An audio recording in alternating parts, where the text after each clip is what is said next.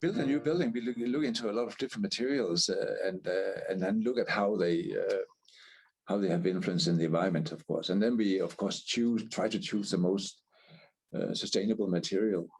I think the new interesting way is, of course, to build in timber. And certainly this year we have, I must say, maybe more than every second design we have now is timber buildings. And that is, I think, so exciting. So we can get out of not only doing very square, simple timber buildings, but we get more and more in the experience, so we can use timber in a lot more interesting ways.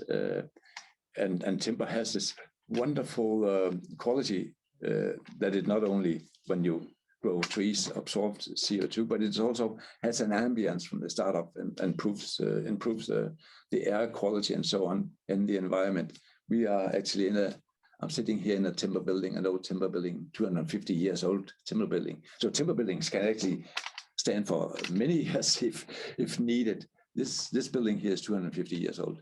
So it's not about, you cannot outrule timber for the reason that it needs too much maintenance or whatever. No, you can, if you use it in the right way, you can stand for a long time. I think we need to stop lying. We need to be more transparent. And I think this can really change how we play this game, because Mario always says something that I really acknowledge, that architecture and construction is not a sustainable act. No way. We can make it sustainable, we can build responsibly, but in general, if we want to be 100% sustainable, we should stop building. Of course, we can't, because world population is growing, cities are evolving, etc., etc. But if we start from acknowledging that, then I think a lot more opportunities and a lot more doors can be open, and we stop lying, we give real numbers, we give real data. And this is something that not only the architects and the designers and the engineers has to do, but also the industry and in general, all brands and all suppliers. I think we need a much more transparent way of communicating sustainability, because it sometimes is even good to say, look, I tried my best, but I failed. I wanted to cut emission by 30 and I got to 10.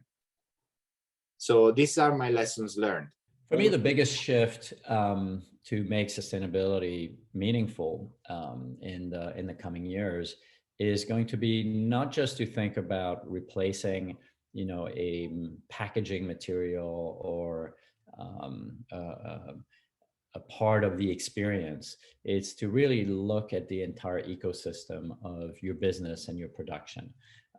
And to me, what's become clear is the process of manufacturing can be changed. And I'm looking at 3D printing, whether it's metals, whether it's plastics, whether it's new biomaterials, or whether it's wood, for example. Using a plastic is per definition damaging for the planet.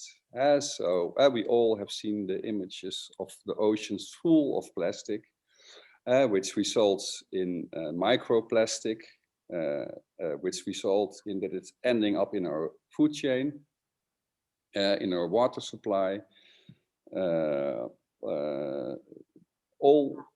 All drinking water in all Western countries has plastic or FAF or FAS or all these eternal plastics in the water. They cannot filter it out. It gets in your blood. It gets in the placentas of unborn babies. It's 99% sure it leads to cancer and all kinds of that stuff. Do we really want that to happen just because we want to be able to buy a t-shirt of €1? And that's only because we want to buy a t-shirt of €1 that this shit is happening. It's damaging our health. And of course, if we can make the transition from oil-based plastic to bio-based plastic, the story will change. And of course, plastic is a fantastic material. It has properties no other material has. One property is that it's cheap, and that is the scary part. But then you can make amazing things. Also in the medical industry, we cannot vaccinate people without plastic, so we really need plastic. But the future of plastic is bio-based plastic, which will be biodegradable. And that is where we have to head. We have to really stop use oil-based plastic as soon as we can.